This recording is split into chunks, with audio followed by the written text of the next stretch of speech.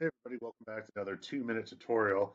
This one is on ASME B1620 revision that happened in 2017. We worked with our friends at TEDit with Mr. Vega, Giro, Joe Balch, and myself to look at how to look at B1620 dimensionally and performance-wise. So I'm not going to go into the full presentation, but our thought was, is anybody QCing gaskets? We always ask, are they QCing the bits? And so one of our first questions was, let's go look at the dimensional QC. Let's go look at the performance, and let's go see what else we can do for the R&D.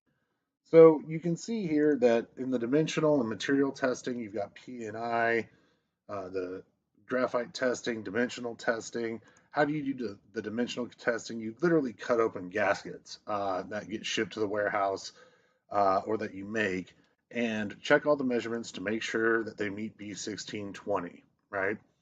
Um, and you can see that the changes that were made for that was the dimensional, but the changes that are made on the performance testing is actually to perform to see their leak rates per gasket size and see if you can over compress them.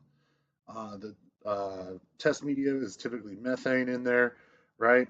You add a certain amount of gasket stress to these guys, you measure the ppm, you see at the different seating stresses, these are the seating stresses that we've got in there. That's listed in B1620, right? And then you stick it in a basically hydraulic press. You test out the gasket for the performance, making sure it doesn't hit on the outer ring. And you can see some things like this. Like these were the tests that we were doing. This batch of gaskets was a bad batch of gaskets. So we caught a bad batch. This was the acceptable leak rate. And if you notice, we were real low on these guys. We had a bad batch of gaskets. So you go back in, you fix those, you fix the glitch. So if you're not testing this, you're going to see that you're going to have issues with your gaskets. Teddit has done a really good job about testing these guys. That's their 300-ton press that can do up to 18 inches. That's the biggest I've seen in the industry. This little 50-ton press can do up to 6 inches. So we really liked this, what Teddit was doing, because then you got into the different types of gaskets. So the first one that I showed you was a 4-inch 300, and now you're starting to look at, whoa, gasket compression thickness. You don't want to end up on that outer ring. And what this is basically showing you is there's a lot of gaskets sitting up on the outer ring. If you notice, there's a lot of people who've been upping the windings in their spiral wound gaskets, right?